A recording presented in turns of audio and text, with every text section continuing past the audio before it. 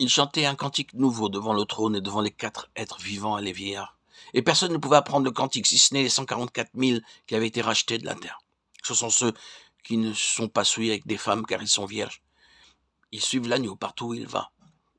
Ils ont été rachetés d'entre les hommes comme des prémices pour Dieu et pour l'agneau, et dans leur bouche il ne s'est point trouvé de mensonge, car ils sont irréprochables. Apocalypse 14, 1, 5.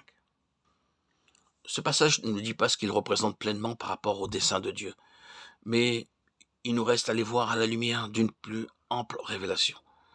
Si nous tenons compte de la révélation complète qui nous a été donnée sur la signification de l'agneau, alors nous commencerons à comprendre qui sont ces compagnons de l'agneau, ceux qui le suivent partout où il va. Nous reviendrons là-dessus plus tard dans d'autres audios, mais à présent, nous nous limiterons à 1 ou 2 points. Ces gens font avant tout le plaisir de Dieu, d'une manière toute particulière. Ce qui compte plus que tout, c'est que Dieu soit satisfait. Ils ont offert à Dieu l'héritage qu'ils cherchent dans les saints. Ils ont répondu aux exigences de Dieu, et ceci a du poids. Ce n'est pas une petite chose pour Dieu lorsqu'il obtient ce que son cœur désire si ardemment. Dieu est comblé. Voilà ce que représentent vraiment ces gens. Mais passons maintenant à un fait marquant. Ils chantent. Et notez bien la description de leur chant. Comme le bruit de grosses eaux, comme le bruit d'un grand tonnerre.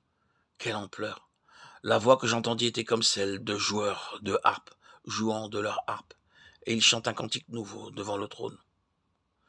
Qu'y a-t-il de remarquable dans ce verset d'Apocalypse 14, du verset 1 à 5? Ces gens-là ont connu la souffrance de manière extraordinaire. Ils ont marché avec l'agneau, ce qui entraîne automatiquement une vie de souffrance et de sacrifice, et ils chantent de tout leur cœur, avec une telle force et un tel impact que l'apôtre a du mal à trouver les mots pour décrire ce cantique. Quel est donc le sens de cette scène? Ils ont compris que toutes ces souffrances en valaient infiniment la peine. Ils ont finalement reconnu que le Seigneur n'avait rien contre eux, comme ils avaient été tentés de le croire. Après tout cela n'avait aucun rapport avec la panoplie d'arguments que l'ennemi leur servait pour expliquer leur souffrance. Certes non, car tout cela avait une portée et une valeur inestimable. Je sais qu'il y a des gens qui chantent pour se donner du courage.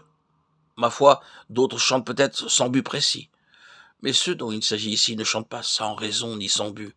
Ils chantent à présent parce qu'ils sont pleinement satisfaits des voix du Seigneur. Tel est, de toute évidence, le sens de ce passage Apocalypse 14. Ils suivent l'agneau.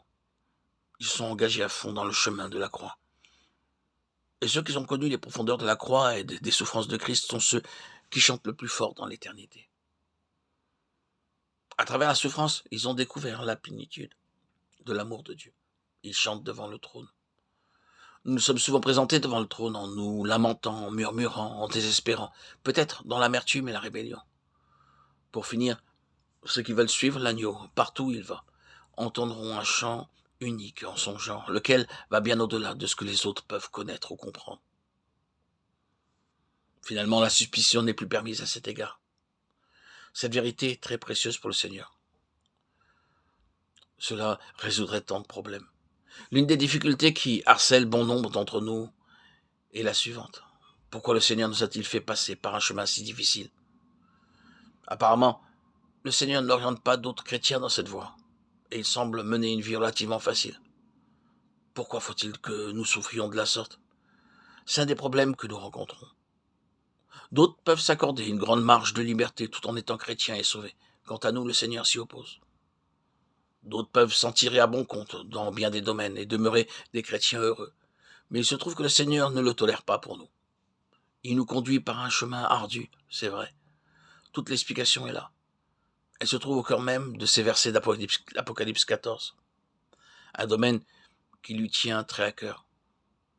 Si seulement nous pouvions, avec l'aide de la grâce, adopter la bonne attitude vis-à-vis des procédés, des chemins étranges et insolites de Dieu, ainsi que des souffrances dans lesquelles le Seigneur nous conduit. Si nous pouvions adopter la bonne attitude en disant « Le Seigneur cherche à atteindre un objectif très précieux à ses yeux », alors ces paroles de Paul prendraient à nos yeux un sens nouveau. Il vous a été fait la grâce par rapport à Christ, non seulement de croire en lui, mais encore de souffrir pour lui. Il vous a été donné de souffrir, nous dit le texte. Philippiens 1, 29. Peut-être le Seigneur vous confie-t-il quelque chose qu'il ne peut pas confier à beaucoup d'autres. il est très peu probable que le Seigneur puisse confier à beaucoup de ses enfants des souffrances dépassant une certaine limite. Pour l'instant, nous devons en rester là.